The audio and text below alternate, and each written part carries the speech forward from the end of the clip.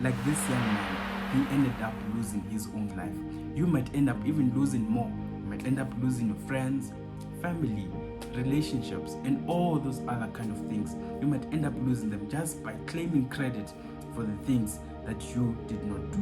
God knows what you're going through. God knows what it is that you need in your life, right?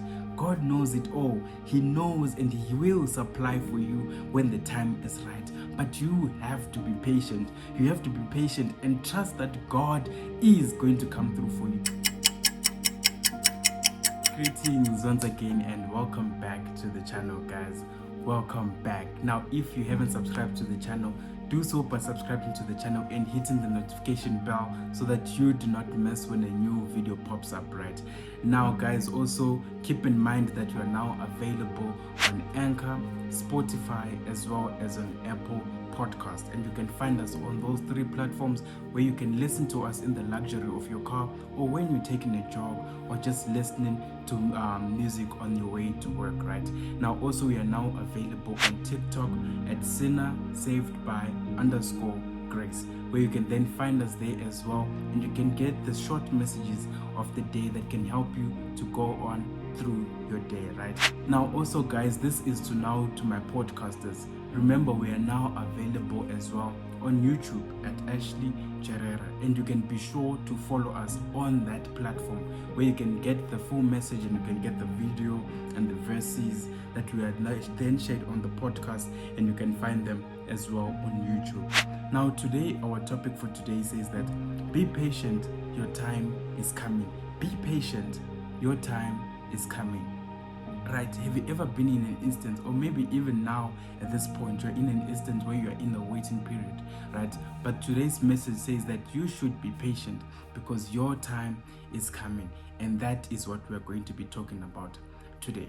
Now, today we're going to be talking about how we should be patient, right? How we should be patient because our time is coming. How we should not try and rush God into doing certain things, but how we ourselves are supposed to be patient. Now, yesterday we talked about how we should not claim things that we did not do, right? Let us not get credit for the things that we ourselves did not do. And if you haven't watched that video, I'll leave the link right here so that you can go and watch it, right? How we talked about how you should not claim credit for things that you yourself did not do. But without wasting more time, today we're talking about how we should be patient because your time is coming. And our verse for today, we're going to be getting it from the book of 2 Samuel chapter 9, verse 6 and 7. This is where we are going to be getting our context for today, right? 2 Samuel chapter 9, verse 6 and 7. And it reads as follows. Now, when Mephibosheth, the son of Jonathan,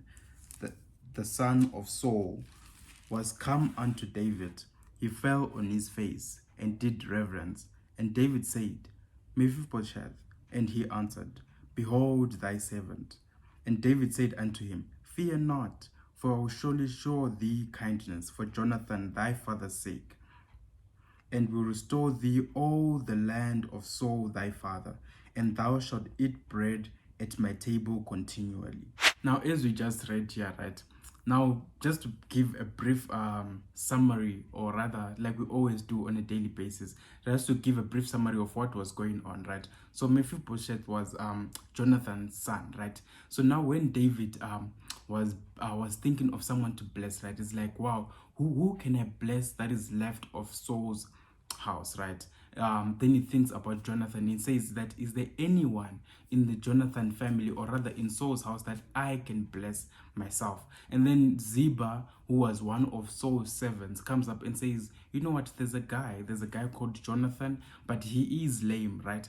Now, how did Mephibosheth become to be lame? If you go back in the previous chapters, we read that Mephibosheth got to be lame when he was still but a young boy. He says that when the nurse that was carrying him, it dropped him when he was still a young boy, and he became lame at that point, right? Until he became old at this point. So this is how he became lame. So when then David says that I'm looking for someone to bless. Now keep in mind that Mephibosheth was Jonathan's son, right? Mephibosheth was Jonathan's son. And who was Jonathan? Jonathan, remember back in the other episodes that we talked about, we said Jonathan, we had a close relationship with David and he treated him like his own brother as well. So now when it comes to this instance in verse 6 and verse 7, now Mephibosheth has come in the presence of David. And then Mephibosheth bows himself down, and David then comes to him and says, no, do not do that, but rather what?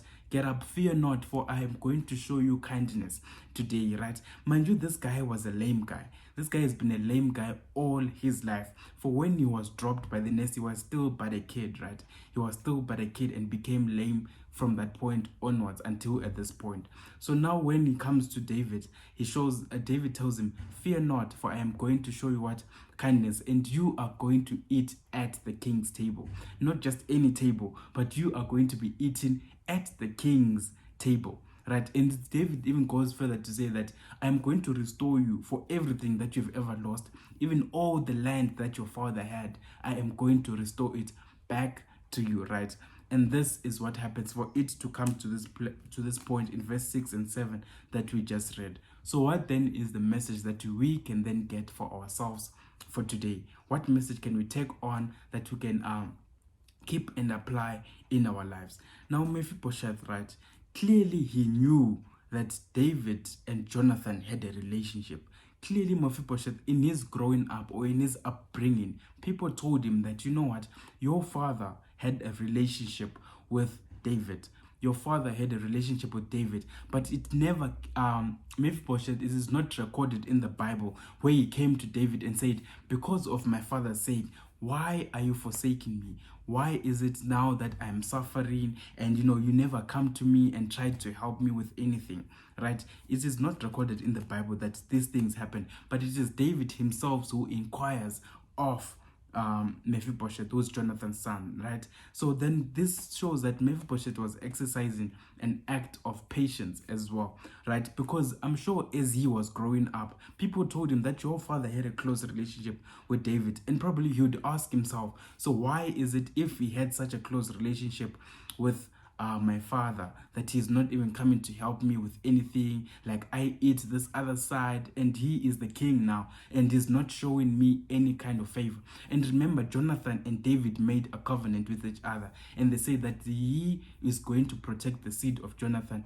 even when Jonathan wasn't there. So I'm sure even Mephibosheth knew these things, that my father once made a covenant with this guy, but then what is happening right now, right? So then this brings us to this, right, that we should be patient, for your time is coming, right? At this point, when Mephibosheth was brought unto the king, it was not because he went forth and asked the king, why are you doing this to me? But it happened at the right time, right? When he came to the king, right? When he came to the king, it is told to us in the Bible that when he came to the king, then he was restored everything, guys. He was restored everything that he ever had, or everything that his father even owned, even the land that Saul owned. It says that it was restored unto him, and he was even given servants for him so that they can work for him. On top of that, the king even says that you shall eat at my table continually. So then what then can we say for ourselves, guys? If you can be connected to God, if you can be connected to God, what more then can happen to you? If you can be connected to God. Now Mephibosheth was blessed because he was connected to Jonathan, who then Jonathan was connected to Saul. So then what more how blessed can you be if you can be connected to God? Right? In this instance, it won't be David that you're connected to, but then this will be God that you will be connected to. And if we read in the Bible, it tells us in the book of Philippians chapter 4, verse 19, it says that, and my God will supply all your needs according to his riches by his glory in Christ Jesus. This is what the Bible tells us in Philippians chapter 4, verse 19. So then what more should we envy for, right? What more should we be striving for in life, and asking ourselves, God, Where are you? Why is it things are not happening in my life? And it is unfortunate that these days we live in a social media era. Yes, it's era, right? Yeah, we live in a social media stage where you see your friend posting this, you see your friend posting that, and this and that and that, and you feel like you're being left behind. You feel like, life is moving forward and you are just stagnant and things are not happening in your life. You see other people are moving on with their lives, other people getting jobs, other people are getting cars, other people are getting married, other people are getting passing their grades, and you're just thinking to yourself, okay, how is it possible that I am still here? I don't understand. How is it that my life seems to not be moving in the right space? I seem to be falling behind, right? The Bible tells us, even in the 10 Commandments, that we should not envy what other people have. Let us not covet what your neighbor has. For God says, like we read in Philippians 4:19, He will supply for all your needs. All you have to do, be patient, guys. Be patient. Be patient, right? Be patient and know that in due time, all things will work together. And the Bible even tells us that all things work together for the good of those that trust the Lord. And I think it's in Romans. The verse should be in Romans something, but I'll leave the scripture right here on the screen so that you can see for yourself, where he says that all things work together for the good of those that trust the Lord, right? So as you are in this moment of your waiting period, I don't know what you are waiting for in life. Some people are waiting for marriage, some people are waiting to graduate from school, some people are waiting for jobs, some people are waiting to even be accepted into universities, right? But today the Bible, God is telling us that we should be patient. Everything will work out together. God even tells us that, as we read in Philippians 4 verse 19, that we should be patient, right? Because He will supply all our needs. God knows what you're going through. God knows what it is that you need in your life, right? God knows it all. He knows, and He will supply for you when the time is right. But you have to be patient. You have to be patient and trust that God is going to come through for you. Do not try and look for new ways so that you can try and help God with, right? Do not try and find new ways and say, you know what, I think God is delaying me, so let me find my own ways so that I can help God. No, do not do that, guys. God Himself is going to provide for you when the time is right. So be patient and don't worry, for your time is coming. And like what Mephibosheth did here, he was patient. He did not rush and go to David and say, you were connected to my father, therefore help me to also come up in life and also come up and show myself. But he waited, and when the time was right, David called upon him, and not only did he restore him of everything that belongs to his father, he also invited him and told him that you are going to sit at the king's table and eat continually there. Remember, guys, that we as children of God, remember that God sees you, and in the right time He will supply you all your needs when the time is right. But be patient and do not try and rush the process.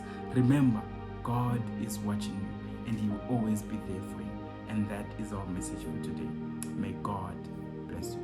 How can you possibly think that God cannot see the middle part of our lives? If He knew you before you were even born, God knows how you are supposed to be living your life. So go back to Him and submit to Him, and He will make your path straight.